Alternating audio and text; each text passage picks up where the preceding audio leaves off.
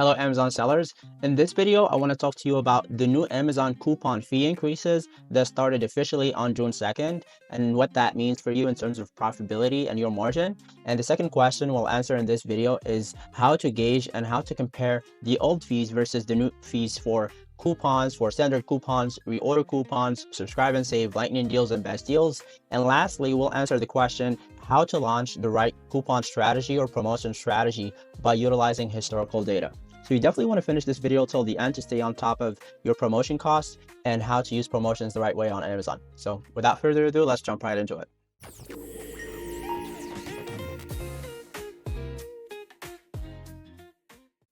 If you're more of a reader, check out the article version of this video in the link description, or you can just go to nivoads.com/blog and then find this article.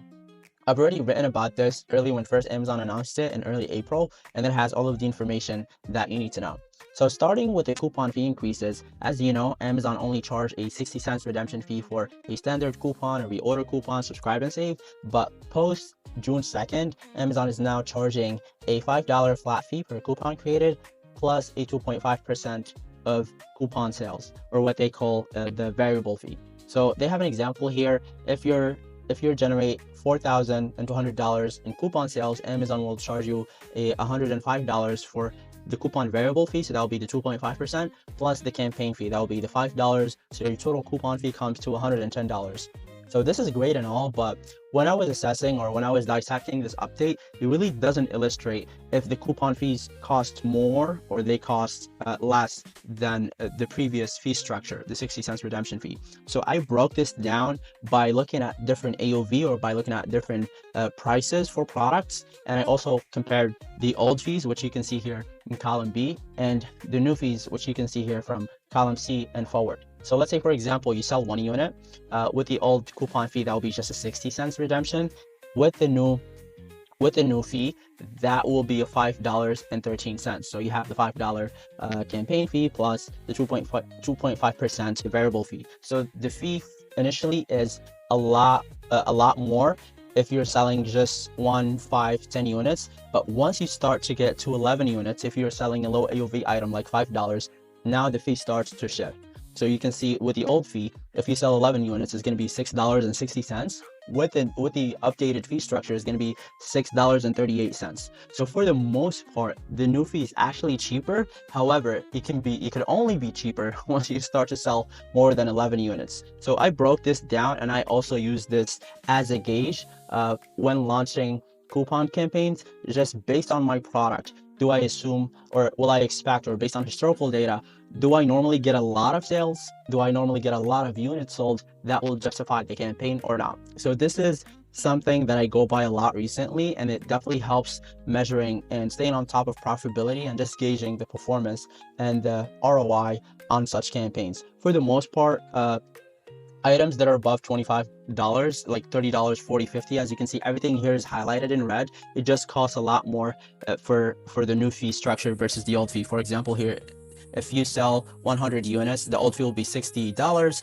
The new fee structure will be $67.50. So like I said, the only way this would be cheaper is by looking at your AOV or average unit value in this sense, how much your price costs. So for the most part, anything below $20, and you need to sell at least 250 units of coupons. So you must really have an established product for coupons to make sense of you, or at least to not eat through your margin. So feel free to reach out to me via LinkedIn. I'm always sharing new tools or things that I build with other Amazon sellers. I'll be happy to share this with you as well. So now that's out of the way, we know how much the new coupon fees cost. We know how much to gauge, or how to gauge the profitability or margin effect when launching those campaigns. Now we can see the updated deal fees for lightning deals and best deals. So for the lightning deals and best deals, non-peak days, it used to be $300 and one for best deal, so that's like a 7-day lightning deal, and $150 for lightning deals. So these are like non-peak days. So this is all the way up, this is the prior fee.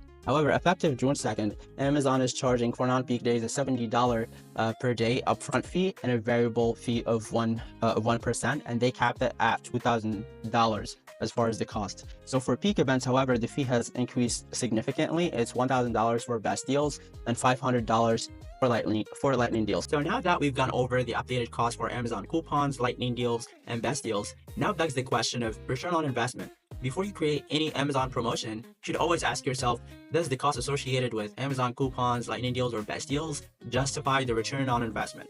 In other words, to look at it from a different framework, you should always ask yourself, how can I create Amazon promotions more strategically to see a better return on investment? So to answer this question in detail, you simply look at it from two different lenses, or you should assess two different things before creating any coupon or any promotion on Amazon. And this is exactly how I approach it at Nevo Ads. The first thing that I do is I look at business reports. I look at child ASIN data, parent level data, and I look at the performance of an item during a coupon period versus a non-coupon period. So you look at a 7-day when you had a 10% coupon versus a 7-day prior where you didn't have that 10% coupon. And what you want to watch out for is look at the conversion rate lift. Was there a conversion rate lift that justified the coupon cost itself? So if there's a higher conversion rate lift, you probably see a better performance on your BSR, which dropped, and now you're selling more units. So now that's a performance justification for you to kind of launch that campaign. And you simply do this by just going to business report, child ASIN data, and parent level data, and simply compare those two periods and see how much of a conversion lift that you've got. The second lens, or the second framework to look at, is simply look at your historical data. So you simply, let's say for a standard coupon, go to advertising, go to coupons.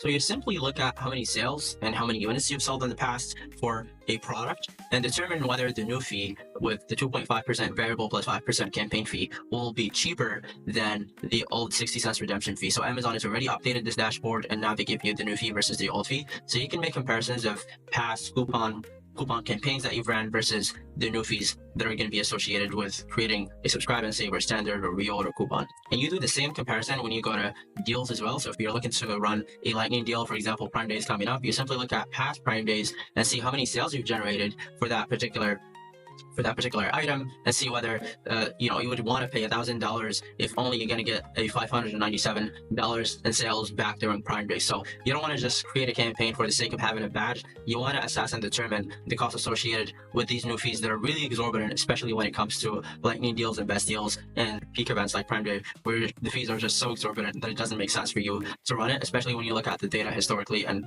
compare the sales that you've got in the past during those days. And lastly, I would want to leave you guys with a golden tip. So there is this alternative to Amazon coupons, lightning deals, which is Amazon price discounts. So if you go to advertising, go to price discounts, these promotions have no cost associated with them whatsoever, except during event days like Prime Day or Black Friday, Cyber Monday, where you'll be charged a fee. But other than that, there are no fees associated, and they can have a great badging during non-event days. So check out this alternative to Amazon coupons, lightning deals, and best deals, and that definitely shall help lower your costs associated with promotions and selling on Amazon overall.